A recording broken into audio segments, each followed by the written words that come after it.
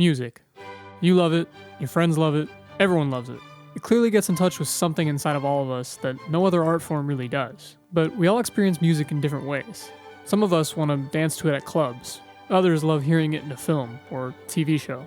It makes some people want to do this. And others just to sip cocktails and relax. Beyond all of that though, there's another purpose that music can serve. A purpose that composers and musicians have made sure it served ever since they started creating it. And that is to tell stories.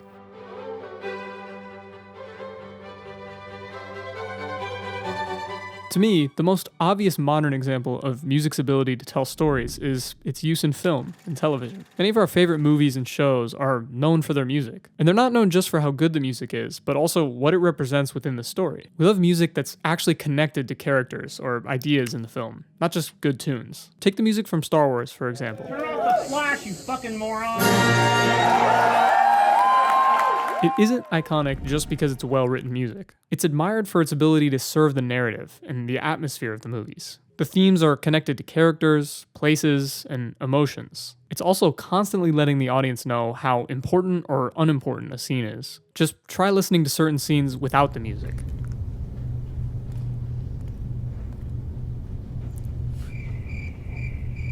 It can feel a bit empty, and this tells us that, at the very least, music is good at supporting a story. But this also raises another question. If music can be such an effective storytelling vehicle in film, what does that say about what music can communicate on its own? Could I just listen to the soundtrack for Empire Strikes Back and get the gist of the story?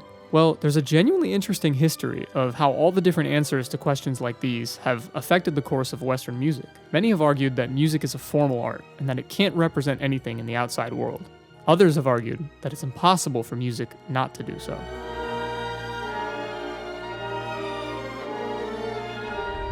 All the way back in 350 BC, Aristotle argued in his Politics that music ought to be taught in schools, and not just because it was pleasurable to listen to or play. Part of his reasoning was that music could be used as a tool to educate the human soul. He explains that each musical scale has certain characteristics that can be mapped onto or even influence human behavior. The Mixolydian mode, for example, makes people sad and grave, whereas Dorian gives them a, quote, moderate and settled temper. In this sense, the music itself was understood to produce a predictable, consistent effect on people. And the reason for this was actually the mathematical discoveries that Pythagoras had made in early antiquity, which seemed to suggest some kind of cosmic connection between music and the universe. This gave thinkers like Aristotle and Plato fertile ground to point to this connection as the sole explanation for music's effect on people. For them, anything you felt from a piece of music was not felt by mistake. It was your soul recognizing its own mathematical order in the form of sound. As the author and music historian Mark Evan Bonds summarizes it, music's essence was understood as the direct cause of its effect. Okay, so it's not quite this, but it is interesting that even 2,000 years ago, people were thinking about the power of music and whether or not it could embody certain characteristics. And even though their more mathematical, cosmic reasoning might not be something we find super convincing today, many of you watching this still probably agree that music can inherently represent things, even if just in a broad sense. For example, you'd likely admit that certain music doesn't work well in certain scenes because it doesn't represent the story well.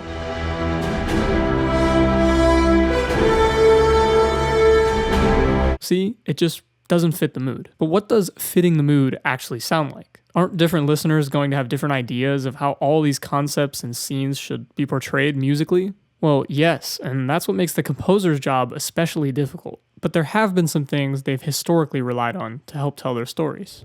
First is using music to depict physical phenomena within a scene. This concept of literally representing something in the scene is at least hundreds of years old and probably thousands. For example, you've likely heard this before.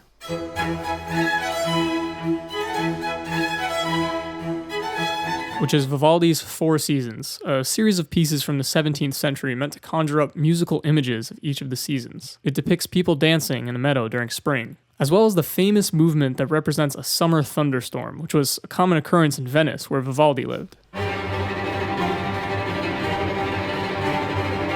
He was using instruments to mimic the physical characteristics of the events he was trying to represent. Heavy, dense strings represented thunder in a darkened sky. It was something of a bold move for the time, as Vivaldi even included poetic material inside the score to further paint the picture. For the summer movement, for example, the sonnet reads, "The heavens roar, and great hailstones beat down upon the proudly standing corn." He was referencing a physical scene through music. But as the aesthetics of the 1700s rolled in, philosophers, quote, considered this sort of literalistic imitation to be of a lesser kind. What they were more interested in was pieces that represented human emotions. They didn't care about pieces that represented storms as much because they felt there was something more sophisticated and meaningful about conveying emotional material. But I think it's important to note that this attitude from certain prominent thinkers didn't stop literalistic representation in music. For example, one of the most famous pieces by the 20th century composer Maurice Ravel is a piano piece that represents, as the title tells us, a boat on the ocean. No, I'm not going to try and pronounce the French title. Une barque sur l'océan. The piece goes through all sorts of different sounds to imitate the boat's journey on the ocean.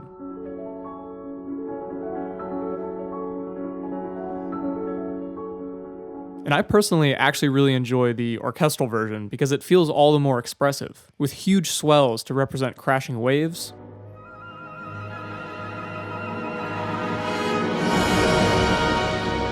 and cascading tremolo strings and harp arpeggios that might be thought to resemble the wind whipping on the open ocean.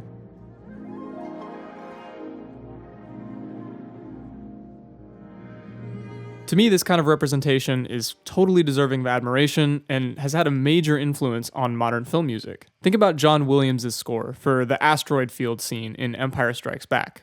I know I keep bringing this movie up, but it's a great movie. You're not actually going into an asteroid field. They'd be crazy to follow us, wouldn't they?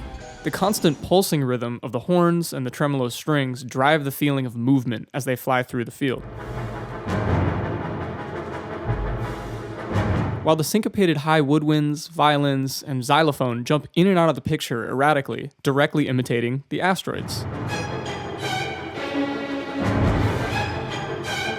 You can almost hear the asteroids in the music. And this is an example of how composers still incorporate that literalistic imitation into their storytelling, actually taking some physical characteristic of the story and applying it to the music. Now, what about emotions and plots and characters and all the things that really make a story come to life? How could music possibly convey something like character development over the course of a story? Well, again, there's a long line of composers who've attempted to make music do exactly that. And one of them that comes to top of mind if you're a classical music fan is Richard Wagner, a controversial and radical German composer from the 19th century. Real quick, I just want to shout out this book again, Absolute Music by Mark Evan Bonds. It provides such a detailed account of philosophical thoughts surrounding the capabilities of music. And much of it circles around Wagner's own approach to music, which has been so influential over musical storytelling today. It's a great read. I'll link it in the description. Anyways, if you know anything about Wagner, it's probably that the guy wrote a ton of operas. But what you might not know is that Wagner extensively articulated his reasons for creating music in the way he did. He saw himself as creating not just music, but total works of art, what he called Gesamtwerk. that. For Wagner, music was inherently connected to everything around it. It was social, it was political, it was beautiful, and very importantly, it told stories. And it was best at doing these things when it interacted with the world and fused with other arts, whether those were literary or visual or anything in between. Sound familiar? The parallels between film and opera are obvious, so it's no wonder that the composers of today have studied the great opera composers and adopted their storytelling techniques.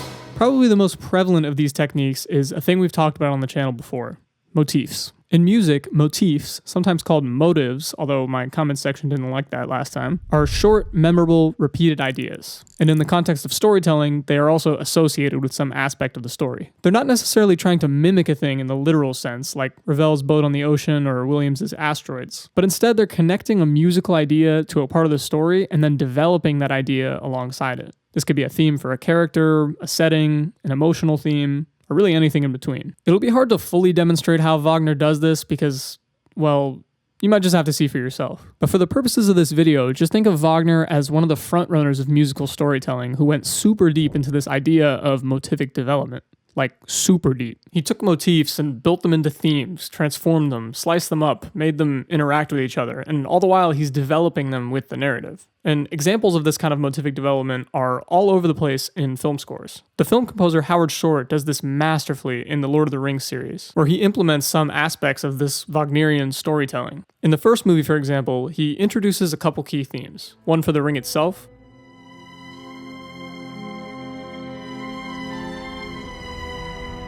one for the Shire, which sort of represents Frodo Baggins' humble beginnings,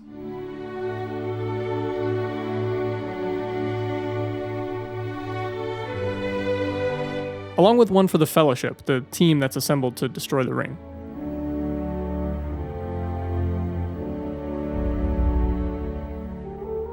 Throughout the movie, these themes develop and interact, most notably the Shire theme and the Fellowship theme. We often hear them appear close to each other, like early in the movie with the Shire theme accompanying Bilbo Baggins' narration and the Fellowship theme following right after, but in a very subtle manner, foreshadowing the journey that's to come.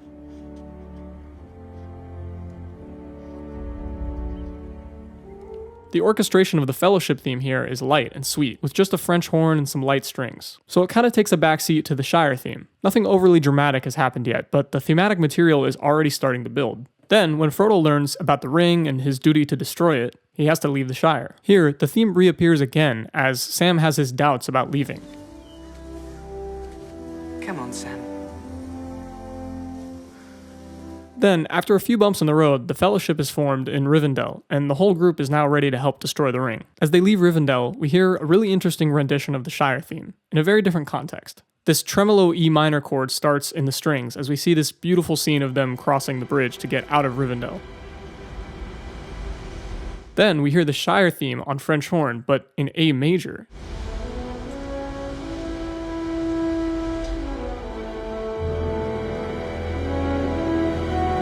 This clash between the A major melody and the E minor droning strings makes for a really different sounding Shire theme that gives meaning to this point in the story. The simple life in the Shire is not going to be Frodo's reality anymore. Things are getting darker, and the music reflects that. This is also the case with the Fellowship theme. The times we've heard it up till this part of the movie are not very pronounced, but as we transition out of that more unsettled Shire theme we just heard, Howard Shore moves into one of the most famous musical moments in the series.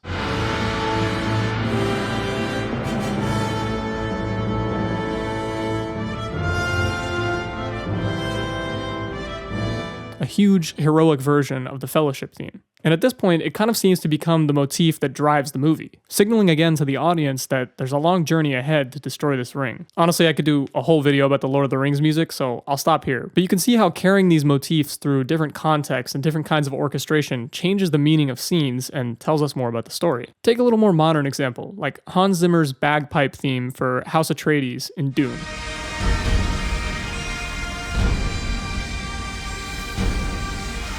When we initially hear the theme, it's pretty bare bones, with just some percussion and the bagpipes. It serves as an introduction to the nobility of House Atreides and feels somewhat inspiring. The next time we hear it, what surrounds it is much different. The Harkonnen have attacked House Atreides, and as Gurney leads them into battle, the theme reappears. With me!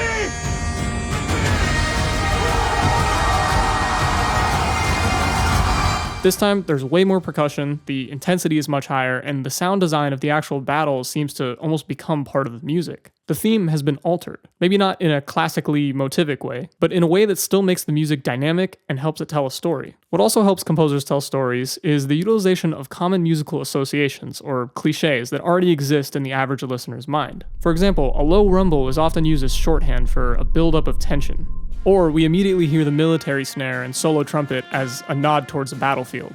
Or for one that's really on the nose, the whole tone scale for that classic trance sound. The use of these tropes allows composers to very quickly and easily bring an image or feeling into the mind of a listener. And in my opinion, the word trope isn't necessarily a negative label, so long as the composer is putting their own spin on it. Hans Zimmer, for example, uses many of those low, rumbly synths and minor chord progressions. I like writing in D. But he does so in a creative way that makes his music not feel overly tropey, even to me, who's not the biggest Zimmer fan in the world. And that specific association between low, rumbling sounds and imminent danger is just one example of an association that a composer can utilize. I hesitate to even give examples of things like the whole tone scale being trance-like because we've just heard these things so many times. It's probably the case that there's many more that I'm leaving out, so if you can think of any, leave them in the comments. What is clear is that music seems to be its own kind of storytelling language. It has its weaknesses. It doesn't specifically tell us what is happening. So maybe the answer to my question about whether or not I could know the plot by listening to the Empire Strikes Back soundtrack is probably not. But that doesn't mean the music isn't telling a story of its own, a somewhat ambiguous version of the plot that gives voice to parts of the stories that simply can't be communicated with words or pictures. The interpretability of the music actually ends up being its strength. It's not going to reveal the entire plot to you or describe a character in perfect detail, but it is going to suggest and hint at these things in an extremely important and expressive way. I think part of the reason it works particularly well in film is because they feed into each other. Music gives film the emotional content it can't communicate, and film gives music the explicit detail that it can't communicate.